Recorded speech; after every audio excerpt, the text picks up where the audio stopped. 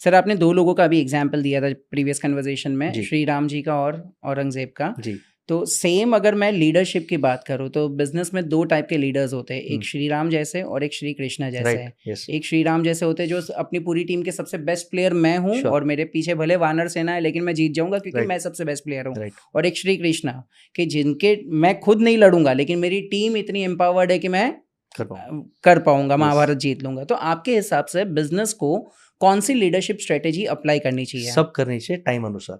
When you are a startup, जब आपके पास ज़्यादा पैसे नहीं है, आप 25 लाख के पगार के आदमी को रख नहीं सकते, आपको बिज़नेस आता नहीं है बहुत स्ट्रांगली, आप खुद स्टार्ट कर रहे हो, आपको फील्ड पे उतरना पड़ेगा। Hmm, that is the Lord Ram model of business. आप खुद उतरो, खुद प्रूव करो, खुद सेल्स लाओ, खुद टीम को सेट करो। उसके बाद सेकंड स्टेप आता है, हम सेकंड स्टेप मिस करते हैं। What is the second step? Create Hanumans. आप हनुमान जी को बनाओ, यानी ऐसे आदमी जो टीम सिस्टम संभाल लें, हुँ, ओनर हो। Hanuman ji was more powerful than Lord Ram in some sense. ऐसे आदमी को खड़ा कर पार्टनर्स बनाओ। उसके बाद थर्ड मॉडल पे आओ, which is create Pandavas. What is create Pandavas? यानी डिपार्टमेंट हेड्स।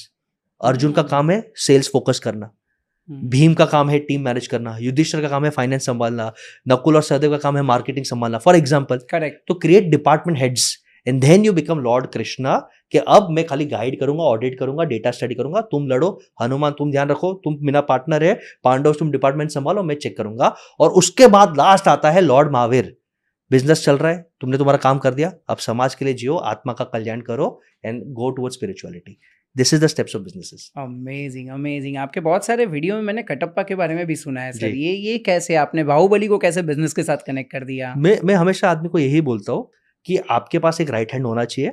और लोग क्या करते हैं, लोग राइट हैंड रखते हैं और उसको राइट हैंड को कट्टापाम बोलते हैं। बट वो एक राइट हैंड आपको मार देता है, खचाक। कट्टापा ने बाहुबली को मार दिया। यस, तो हम क्या बोलते हैं कि बिजनेस में एटलीस्ट 2 या 3 कट्टापा रखो। एक रखोगे तो वो आपको ब्लैकमेल करेगा, बोलेगा सर पगार डबल चाहिए, दिवाली 30 दिन जाऊंगा, और आप उसका सामने ऐसे ऐसे करोगे। तो कट्टापा का मतलब एक ऐसा एम्प्लॉय जिसका माइंडसेट ओनर जैसा है, which is a positive thing. वो सिस्टम्स फॉलो करता है, लोगों को सिखाता है, पावर है। लेकिन एक कट्टापा रखोगे तो ब्लैकमेल करेगा। तो correct. My idea is always have Kattappas, but have 3-4 Kattappas, कि आपके पास 3-4 पार्टनर्स है, स्ट्रांग है। और वो कट्टापा मॉडल से ही इवॉल्व किया मैंने Hanuman and the Pandava model. Amazing, एक अमेजिंग। कट्टापा रखोगे तो वो पीठ पे मारने वाले ही है। बट आप हनुमान जी रख के 5 पांडव्स बनाओ तो आप ग्रो करोगे। और एक कमेंट में आएगा लोगों के पास, सर हम बिजनेस स्टार्ट कर रहे हैं, मेरे पास पैसा नहीं है। तो भाई एम्प्लॉय मत रखो, कंसल्टेंट्स रखो, फ्रेंड्स रखो। सबसे मेरा वायरल वीडियो एक आया था जब बोला था कि सब मेरे पास पैसे नहीं तो टीम कैसे बनाओ।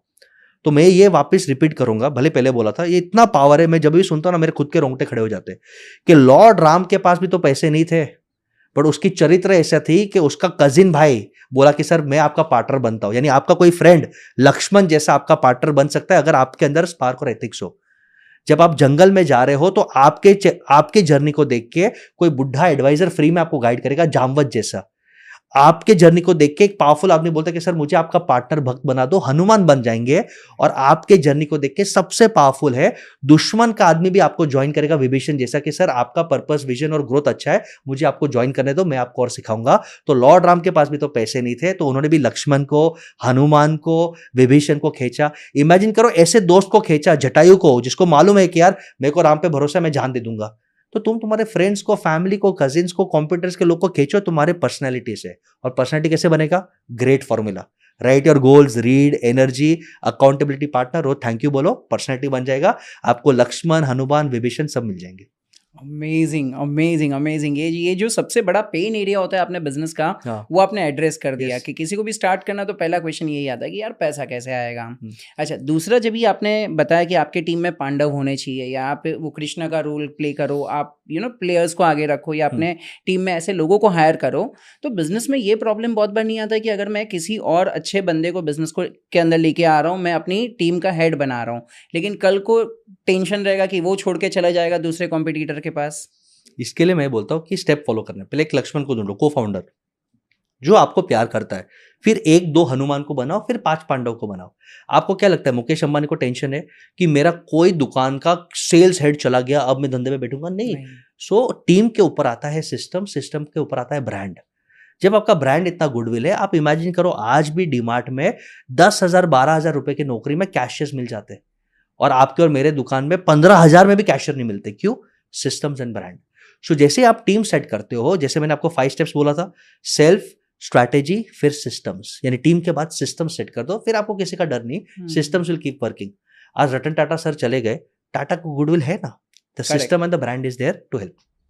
Amazing amazing. सो सर, अभी जस्ट आपने बताया कि आप जब भी 6-7 साल के थे तभी से आप शॉप में जा रहे हो, दुकान में जा रहे हो, बिजनेस संभाल रहे हो, आपके पेरेंट्स ने आपको उस तरीके से कल्चर दिया। लेकिन आज मैंने ये देखा है बहुत सारे बिजनेसमैन के साथ जब भी मैं बात करता हूँ कि बच्चों को आप अर्ली एज से ही अपने बिजनेस में लेके आओ, तो वो लोग बोलते हैं कि नहीं यार, मेरे बेटे का पहले एजुकेशन कंप्लीट हो जाए, बाद में मैं लेके आऊंगा। मैं पूछता हूँ क्यों, तो बोलते हैं कि यार अगर अर्ली स्टेज में उसको पैसे के बारे में सिखा दिया ना मैंने, तो वो कहीं ना कहीं फिर अपने एजुकेशन से भटक जाएगा या वो कहीं ना कहीं गलत राह पे चला जाएगा। तो ये कहाँ तक सही है? मुझे लगता है फाइनेंशियल नॉलेज ये अर्ली एज से ही देना चाहिए, क्योंकि अगर 12 साल के पहले ये स्किल्स नहीं होता तो बाद में बहुत डिफिकल्ट डेवलप होता है। मैं मेरा एग्जांपल देता हूँ, मेरे मम्मी ने मुझे 4 बॉक्सेस दिए थे कि बेटा जो भी तुझे हम देंगे डे एंड पे या मंथ एंड पे 4 बॉक्सेस में डालना है, और ये संस्कार मुझे बहुत काम आया। First box is self, ice cream खाना है, चॉकलेट खाना है, जो भी खाना है मम्मी पापा से डिस्कस करके करो, क्योंकि छोटा है। तो first box is for enjoyment, second box is for saving कि फ्यूचर में कुछ चाहिए। फर्स्ट इज इमीडिएट एंजॉयमेंट, अभी एक हफ्ते में खाना है। सेकेंड बॉक्स सेविंग, आज नहीं बट मेरे को एक साइकिल चाहिए, मुझे एक बड़ा एरोप्लेन वाला टॉय चाहिए, तो सेकेंड बॉक्स सेव कर। थर्ड बॉक्स मम्मी ने बोला तू इन्वेस्ट कर। अब इमेजिन करो 6 साल के बच्चे को इन्वेस्टमेंट सिखाया, और तभी ब्याज चलता था, तो ये पैसे पापा को देते, पापा देखो ब्याज देंगे। मम्मी ब्याज क्या होता है, फाइनेंस लर्निंग चालू हो गया। एंड फोर्थ, दान पुण्य कर, you are earning for others also. तो जब ये 4 बॉक्स में डिवाइड करते हो ना, स्पिरिचुअलिटी आता है ना, तो वो गरम दिमाग में घुसता नहीं है। करेक्ट। सबसे बड़ा चैलेंज आज का यूथ का, इतना 2025 और 2026 खराब जाने वाला है। 2021 से यूथ इंस्टाग्राम पे टाइम पास करता था और स्टॉक मार्केट से पैसे कमाता था, तभी मार्केट एकदम स्टीरॉइड्स पे चल रहा था। अब मार्केट गिर रहा है, ड्रीम 11 गिर रहा है, टैक्सेस आ रहे हैं, क्रिप्टो का भगवान भरोसे चल रहा है, अब शॉर्टकट के पैसे निकल गए, अब उनकी फटके आ जाती है। तो चैलेंज ये है कि पैसा कमाए यंग एज से, वो इंपॉर्टेंट नहीं, वो कैसे कमा रहा है, क्या उसमें उसने स्किल। अभी स्टॉक मार्केट में अगर आपने एनालिसिस करके स्केल करके किया, ठीक है, रैंडमली किसी ने टिप बोल दिया, आपने ले लिया, तो उसमें आपका स्किल नहीं है, वो आप लक यूज कर रहे हो। वो जिस दिन मार्केट खराब होगा, जैसे अब मार्केट खराब है, कुछ बचाने वाला नहीं है। तो अगर आप स्किल डेवलप कर रहे हो, मेहनत करवा रहे हो, तो यंग एज से ही पैसा कमाओ। मैं तो बोलता हूँ 10 साल 12 साल के लोगों को पैसे कमाना, इन्वेस्ट करना, सेविंग करना, डोनेशन करना सिखाओ, फाइनेंशियल प्लानिंग सुधर जाता है। करेक्ट। आप इमेजिन करो, मैं अपने फादर से ऐसे बात करता था, पापा मैं अगर 10 बैग एक्स्ट्रा सीमेंट आइसक्रीम बेचूंगा तो मैं एक आइसक्रीम ज्यादा खा पाऊंगा। ये कैलकुलेशन 6 साल 7 साल के बच्चे को, यार what more do you want, वो गणित आ जाता है।